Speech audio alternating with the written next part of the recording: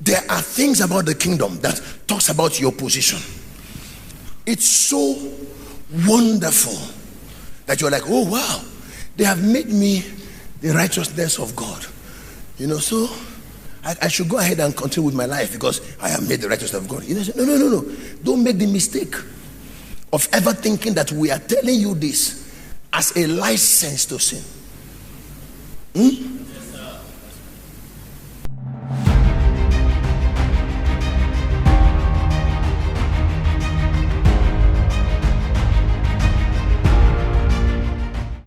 These things write I unto you, that ye sin not. He said, he's talking to believers. And if any man sin, let me focus on the word if. He didn't say when you sin. If I say when you sin, I'm expecting you to sin. When your child is going to school, you tell him when you come back, warm this and eat. You don't tell your child if you come back. It's a curse. You are saying that your child will not come back. That if eventually it happens, so thanks be to the Lord. So John did not say when you sin, because he's not expecting you to sin. He said if peradventure. That word if simply means you did not consciously go to sin. Are you crazy? If simply means passing by, you just looked and they flashed a nude woman, and you were not fast to remove your eyes. You looked lustfully.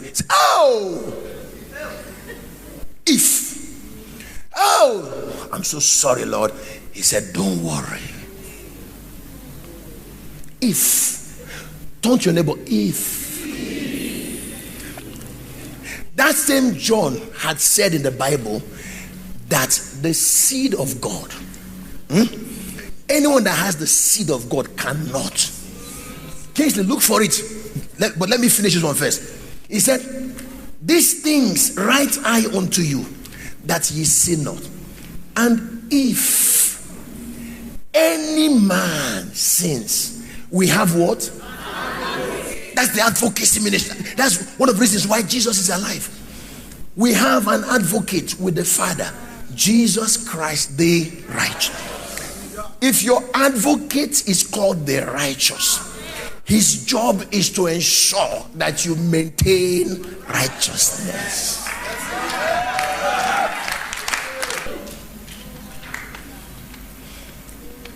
Believers should not be looking for breakthroughs. They are breakthrough.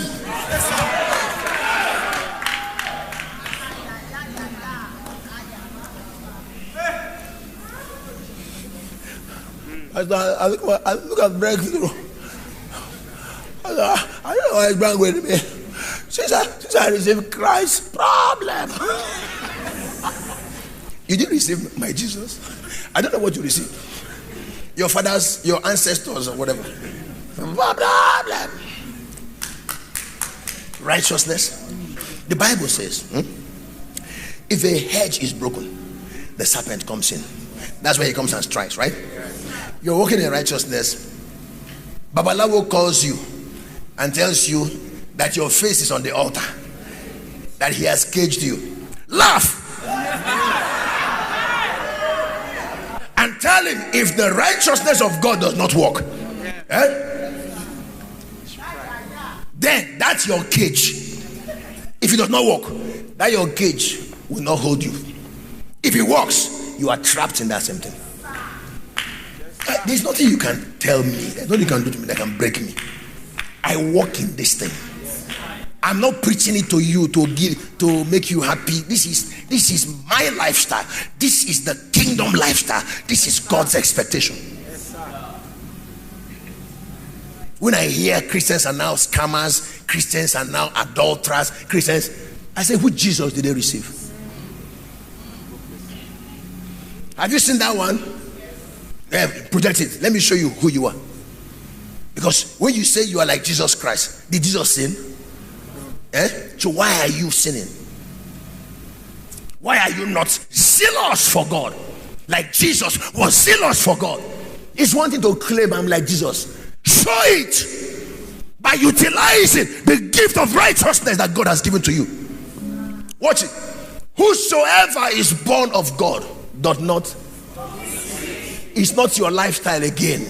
You have been born of God. You have been liberated from that sinful dominion.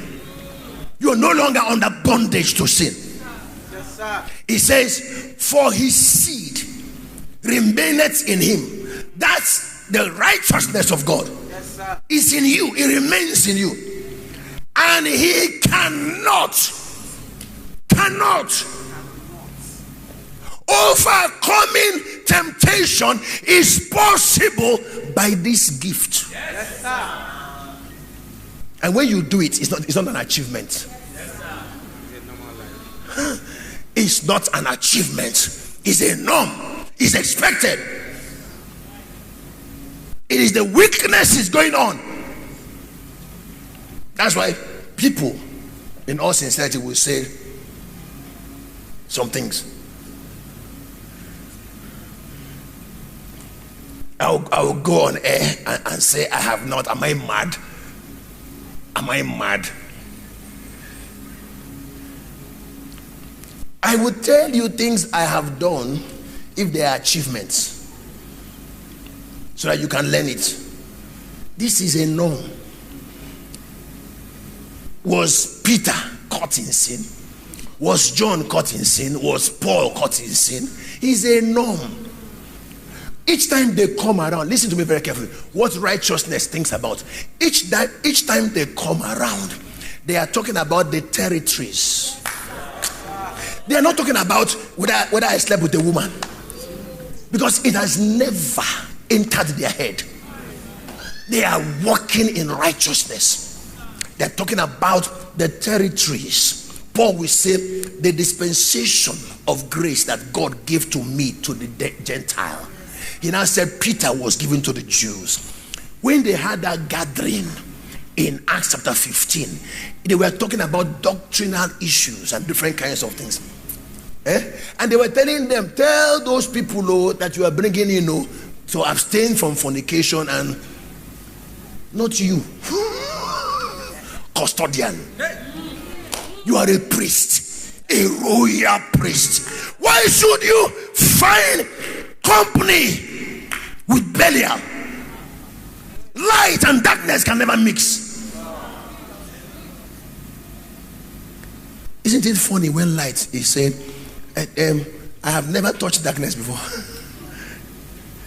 If light appears, darkness disappears. When a Christian appears, sin is dealt with. He's not bound by sin. Why am I telling you this? So that you can ask God to not only forgive you of sin, but now, because there are two things. I just talked to you about the advocacy of Jesus Christ. Then there's the intercessory. The intercessory ministry is what now removes that consciousness. Intercessory ministry of Jesus is what now brings revelation to you, that now makes you no longer live in this consciousness. Advocacy takes away the sin, but having taken it away, there's a tendency for you not to know what remission is. The intercession, that's why he said, he ever liveth to make intercessions to the uttermost. He saveth to the uttermost everyone that believes in him. It is his intercessory ministry that perfects that thing. This renewal of the mind is a work of grace, only activated by the intercessory ministry of Jesus Christ, not advocacy. There's the third one. That one, he stands as a mediator. That's the one he does between the unbeliever and God. He stands between them as the way to connect them. he is telling us now as saints, even Jesus is not going to stand in our way. He says you should come boldly to the throne of grace. He told them, he said, on that day, you will not ask me of anything. But whatsoever you ask of the Father in my name. So he did that mediating work when you were an unbeliever. The moment he connected you, he stepped aside. Because the same way he approaches God the Father, he expects you to approach God the Father the same way. Hey, can we finish this thing?